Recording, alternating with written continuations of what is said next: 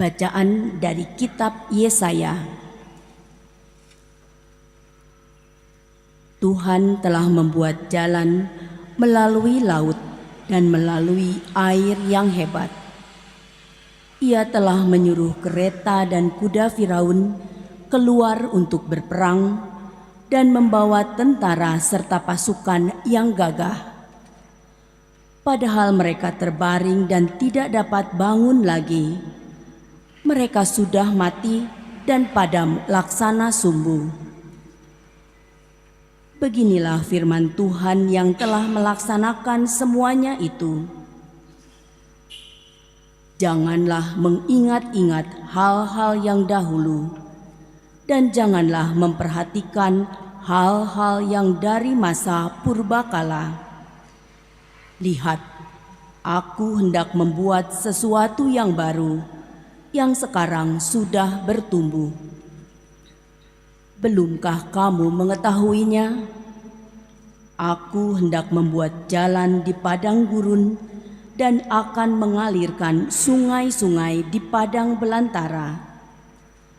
Binatang hutan akan memuliakan aku, juga serigala dan burung unta, sebab aku telah membuat air memancar di padang gurun, dan aku telah membuat sungai-sungai mengalir di padang belantara untuk memberi minum kepada umat pilihanku. Umat yang telah kubentuk bagiku akan memberitakan keagunganku. Demikianlah sabda Tuhan. Bacaan dari surat Rasul Paulus kepada jemaat di Filipi. Saudara-saudara, segala sesuatu kuanggap rugi karena pengenalan akan Kristus Yesus Tuhanku lebih mulia daripada semuanya. Oleh karena Dialah, aku telah melepaskan semuanya itu dan menganggapnya sampah, supaya aku memperoleh Kristus dan berada dalam Dia, bukan dengan kebenaranku sendiri karena menaati hukum Taurat, melainkan dengan kebenaran karena iman kepada Kristus, yaitu kebenaran yang dianugerahkan Allah berdasarkan kepercayaan. Yang ku kehendaki ialah mengenal Dia dan kuasa kebangkitannya dan bersatu dalam kematiannya, di mana aku menjadi serupa dengan Dia dalam kematiannya, supaya akhirnya aku pun beroleh kebangkitan dari antara orang mati. Bukan berarti aku telah memperoleh hal ini atau telah sempurna, melainkan aku mengejarnya. Kalau-kalau aku dapat juga menangkapnya, karena aku pun telah ditangkap oleh Kristus Yesus. Saudara-saudara, aku sendiri tidak menganggap bahwa aku telah menangkapnya, tetapi inilah yang kulakukan. Aku melupakan apa yang telah di belakangku dan mengarahkan diri kepada apa yang ada di hadapanku. Aku berlari kepada tujuan untuk memperoleh hadiah, yaitu panggilan surgawi dari Allah dalam Kristus Yesus. Demikianlah sabda Tuhan. Tuhan bersamamu.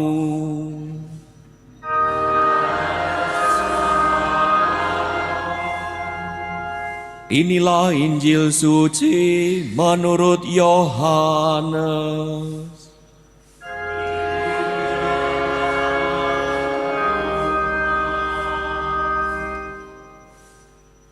Sekali peristiwa, Yesus pergi ke Bukit Zaitun. Pagi-pagi benar ia berada lagi di bait Allah dan seluruh rakyat datang kepadanya. ia duduk dan mengajar mereka. Lalu ahli-ahli Taurat dan orang-orang Farisi membawa kepadanya seorang perempuan yang kedapatan berzina. Mereka menempatkan perempuan itu di tengah-tengah, lalu berkata kepada Yesus, "Rabi, perempuan ini tertangkap basah ketika ia sedang berzina. Musa dalam hukum Taurat memerintahkan kita untuk melempari dengan batu perempuan-perempuan yang demikian. Apakah pendapatmu tentang hal ini?" Mereka mengatakan hal itu untuk mencoba Yesus, supaya mereka memperoleh sesuatu untuk menyalahkan Dia. Tetapi Yesus membungkuk, lalu menulis dengan jarinya di tanah. Ketika mereka terus-menerus bertanya kepadanya, Ia pun berdiri tegak, lalu berkata kepada mereka, "Siapa saja di antara kamu tidak berdosa, hendaklah ia yang pertama melemparkan batu kepada perempuan itu." Lalu Yesus membungkuk lagi dan menulis di tanah. Tetapi setelah mendengar perkataan itu, pergilah mereka seorang demi seorang, mulai dari yang tertua. Akhirnya tinggallah Yesus seorang diri dengan perempuan itu yang tetap di tempatnya. Lalu Yesus berdiri tegak dan berkata kepadanya, "Hai perempuan, di manakah mereka? Tidak adakah seorang pun yang menghukum engkau?" Jawab perempuan itu, "Tidak ada, Tuan." Lalu kata Yesus, "Aku pun tidak menghukum engkau. Pergilah dan mulai dari sekarang jangan berbuat dosa lagi." Demikianlah sabda Tuhan.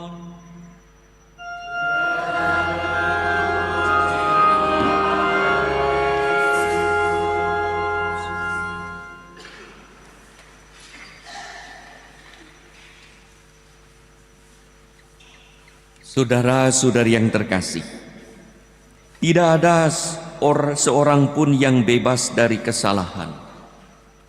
Setiap hari kita bisa melakukan kesalahan, baik kecil maupun besar, baik sadar ataupun tak sadar, baik sengaja ataupun tidak.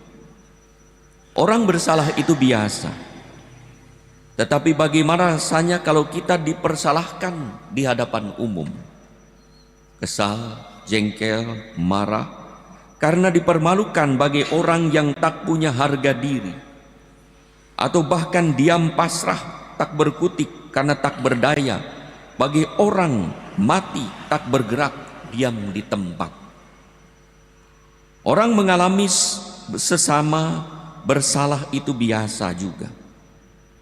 Tetapi apakah kita biasa juga mempersalahkan, bahkan memojokkan orang yang bersalah, bagikan pesakitan yang harus dihukum tanpa ampun?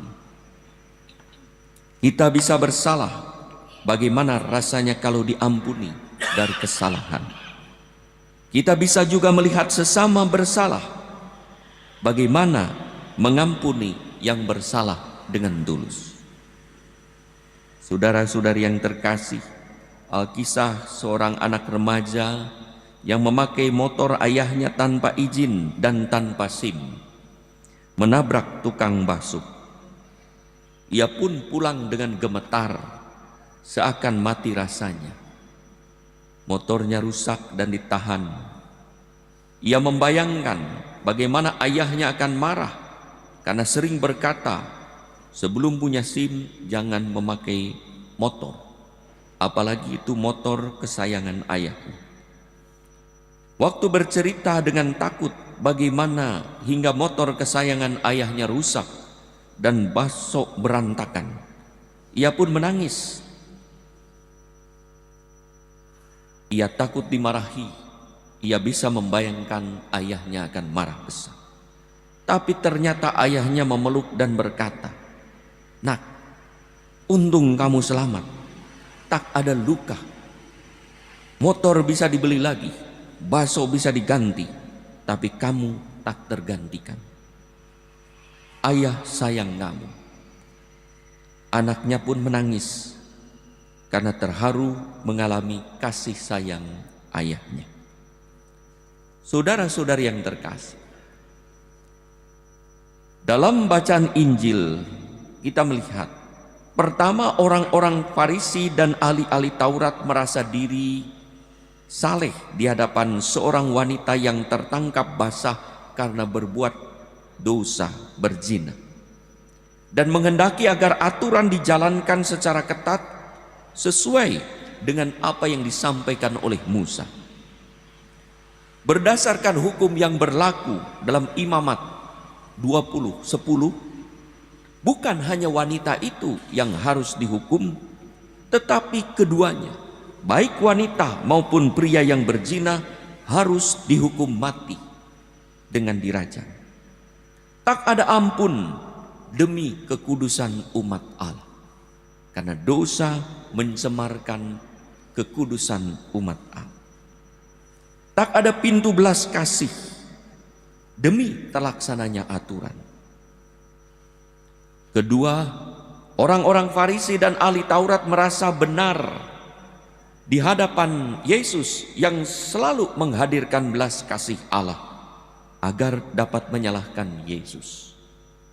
Orang-orang Farisi merasa benar melaksanakan dan menerapkan hukum Allah di hadapan Yesus yang selalu menyatakan belas kasih Allah. Bagaimana sikap Yesus? Ini adalah suatu jebakan.